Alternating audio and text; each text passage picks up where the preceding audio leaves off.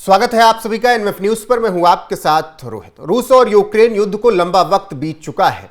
लगातार रूस हमले कर रहा है यूक्रेन पर, यूक्रेन भी जवाब दे रहा है। ट्रंप ने सत्ता संभालने के बाद प्रयास किया कि युद्ध समाप्त हो जाए और इसके लिए उन्होंने मीटिंग भी की। व्हाइट हाउस में मीटिंग हुई ट्रंप की, जेडी वांस और जेलेंस्की की।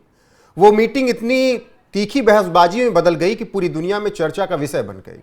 जेलेंस्की ने ट्रंप को बाकायदा जवाब दिया और कहा कि पीछे हटने वाले नहीं हैं अब वो। और कहीं ना कहीं जेलेंस्की ये भी बताने की कोशिश कर रहे थे कि आपके ही दम पर हमने ये जंग लड़ी और अब आपने हमें बर्बाद कर दिया है। अब ऐसे में तो अमेरिका की मजबूरी है कि वो यूक्रेन का साथ दे। लेकिन जिस तरीके से अमेरिका अब रूस यूक्रेन युद्ध के बीच बयानबाजी कर रहा है, उसके बाद रूस आंखें तरेर रहा है और कह रहा कि अगर आंख उठाकर हमारे प्रमुख शहरों की तरफ देखा तो फिर भीषण अंजाम भुगतना पड़ेगा। क्या है, आपको एक बार खबर बता देते हैं विस्तार से, उसके बाद फिर बताएंगे कि क्यों इस वक्त रूस नाराज है। दरअसल रूस ने नाटो देशों को सख्त चेतावनी देते हुए कहा कि अगर उसके रणनीतिक रूप से अहम कलिनिनग्राद क्षेत्र पर कोई भी हमला हुआ तो इसका अंजाम बेहद बुरा होगा, विस्फोटक होगा, विनाशक होगा। रूस के राष्ट्रपति व्लादिमीर पुतिन के करीबी और रूसी राष्ट्रीय सुरक्षा परिषद के सचिव निकोलाई पत्रुशेव ने ये बातें कही और कहा कि कलिनिनग्राद रूस का अभिन्न हिस्सा है। अगर नाटो देश उसकी तरफ नजर उठाकर देखेंगे और अगर कोई भी कार्रवाई कलिनिनग्राद पर हुई तब फिर सैन्य साधनों का इस्तेमाल हम करेंगे और ऐसा जवाब दिया जाएगा जिसे दुनिया हमेशा याद रखेगी। तो कुछ इस तरीके से इस वक्त रूस ने यूएस के बयानों पर अब प्रतिक्रिया दी है। दरअसल कुछ दिन पहले अमेरिका के सीनियर सैन्य अधिकारी जनरल क्रिस्टोफर टी डोनहाउ ने अपने एक बयान में दावा किया कि नाटो के पास कालिनिनग्राद को सैन्य रूप से निष्क्रिय करने की पूरी क्षमता है और इसके लिए प्लान भी तैयार है। अब जैसे ही ये बात कही गई, उसके बाद रूस की तरफ से बयान आया और कहा गया कि कालिनिनग्राद पर अगर नजर उठाई नाटो देशों ने और हल्का सा भी हमला हुआ तो फिर उसके परिणाम बुरे होंगे। क्या उसके परिणाम इतने बुरे होंगे कि परमाणु युद्ध हो जाएगा, तीसरा विश्व युद्ध शुरू हो जाएगा? क्योंकि कालिनिनग्राद बहुत अहम हिस्सा है रूस का, ऐसा रूस हमेशा दावा करता है। हालांकि जर्मनी से हिस्सा टूटकर वो बना जब सोवियत संघ ने उस पर कब्जा किया और फिर पूरी तरीके से रूस का उस पर कब्जा है। अब रूसी वहां पर सबसे ज्यादा लोग हैं भी। बहरहाल अभी क्या कुछ कहा गया है बयान में रूस की तरफ से। अमेरिका का जब बयान आया कि कालिनिनग्राद को हम निष्क्रिय कर सकते हैं, तो उसके बाद रूस की तरफ से पत्रुशेव ने क्या कहा है, पहले वो बयान उनको आपको बता देते हैं। निकोलाई पत्रुशेव जो कि सचिव हैं रूसी राष्ट्रीय सुरक्षा परिषद के, उन्होंने कहा कि हम लंबे समय से पश्चिमी देशों की कालिनिनग्राद को लेकर बनाई गई योजनाओं से परिचित हैं।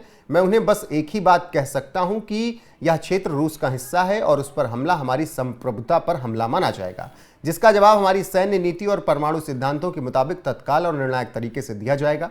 अगर यूक्रेन रूस के अंदरूनी हिस्सों में, जिसमें राजधानी मॉस्को भी शामिल है, वहां हमला करता है तो युद्ध अचानक से विनाशकारी स्थिति में पहुंच सकता है।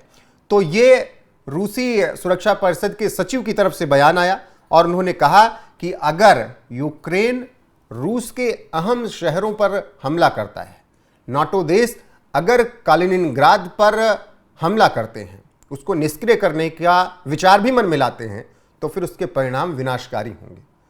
अब ऐसे में सवाल उठ रहा है, क्या विनाशकारी परिणाम परमाणु युद्ध में बदल जाएंगे? इसको समझने के लिए आपको थोड़ा कालिनिनग्राद को समझना पड़ेगा और क्यों बहुत ज्यादा जरूरी है रूस के लिए कालिनिनग्राद, वो समझना पड़ेगा। तो सबसे पहले कालिनिनग्राद के बारे में जान लीजिए आप। कालिनिनग्राद के बारे में समझिए। कालिनिनग्राद रूस से मुख्य भूमि से भौगोलिक रूप से कटा हुआ है, लेकिन बहुत अहम है रूस के लिए।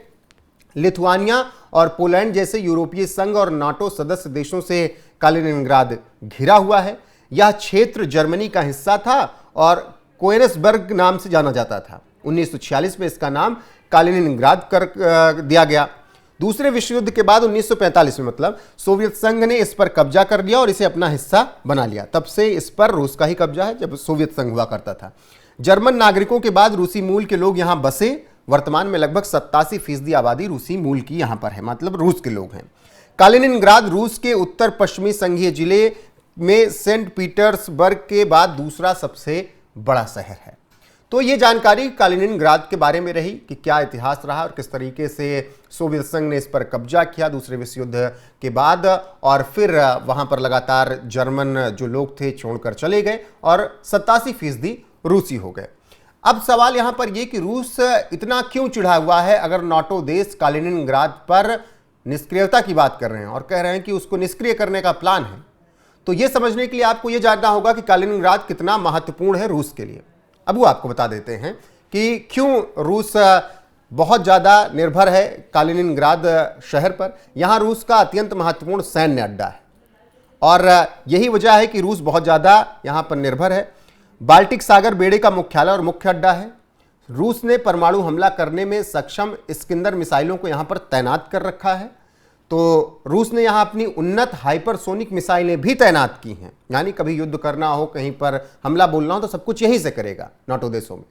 नाटो देश के बीच होने के कारण रूस को बाल्टिक सागर में प्रभाव बनाने में मदद यहाँ से मिलती है और इसे रूस का कभी ना डूबने वाला किला भी कहा जाता है, क्योंकि यहाँ पर सैन्य शक्तियाँ रूस ने एकत्रित करके रखी हैं। रूस के लिए लॉजिस्टिक्स का एक महत्वपूर्ण केंद्र है ये, एक बड़ा शिपयार्ड भी यहाँ पर है।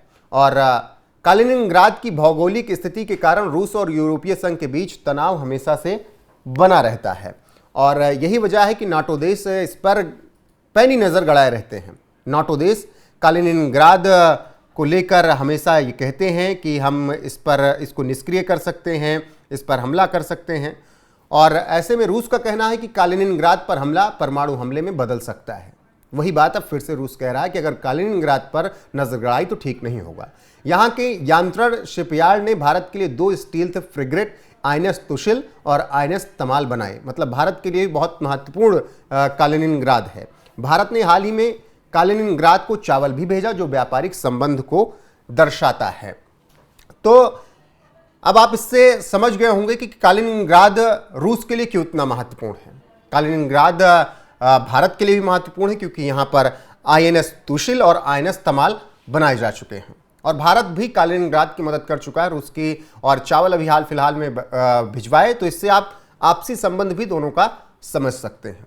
यही वजह है कि रूस का साफ कहना है कि अगर नाटो देश अगर कालिनिनग्राद पर हमला करने की कोशिश करते हैं तो इसे हम फिर परमाणु हमले में बदल सकते हैं, क्योंकि वहाँ पर परमाणु मिसाइलें, परमाणु हथियार रूस ने अपने रखे हैं, तमाम हाइपरसोनिक मिसाइलें तैनात हैं और फिर इसी वजह से रूस के लिए बहुत महत्वपूर्ण हो जाता है कालिनिनग्राद। और यही वजह है कि रूस अमेरिका के बयान पर टिप्पणी कर रहा है कि अगर ऐसी भाषा का इस्तेमाल किया गया, इस तरीके की बातें की गई और यूक्रेन को उकसाकर अगर रूस के महत्वपूर्ण शहरों पर हमला कराया गया तो फिर इसके परिणाम विनाशकारी होंगे। बाकी जिस तरीके से रूस यूक्रेन युद्ध चल रहा है उसके बाद से अब स्थिति ये नज़र नहीं आ रही है कि यहाँ पर युद्ध रुक पाएगा, क्योंकि लगातार रूस और यूक्रेन के बीच सीजफायर को लेकर तो बातें होती रहती हैं लेकिन हो नहीं पाता है। अब क्या अमेरिका नहीं चाहता या फिर रूस नहीं चाहता, ये सब बातें निकलकर सामने आती हैं। और ऐसे में निकोलाई पत्रुशेव ने जिस तरीके से ये बातें कही कि कालिनिनग्राद को लेकर हम पूरी तरीके से नाटो देश की योजनाओं से परिचित हैं और हम उन्हें बता देना चाहते हैं कि अगर कालिनिनग्राद पर नज़र उठाई तो फिर ठीक नहीं होगा। बाकी अब आपको समझ में आ गया होगा कि क्यों कालिनिनग्राद शहर को लेकर रूस इतना ज़्यादा ध्यान रखता है, क्योंकि वहाँ पर उसकी सैन्य शक्तियाँ एकत्रित हैं और क्यों वो अमेरिका को मुंहतोड़ जवाब दे रहा है। बाकी बने रहिए हमारे साथ, देश और दुनिया की हर एक अपडेट आपको यहाँ पर मिलती रहेगी लगातार। नमस्कार।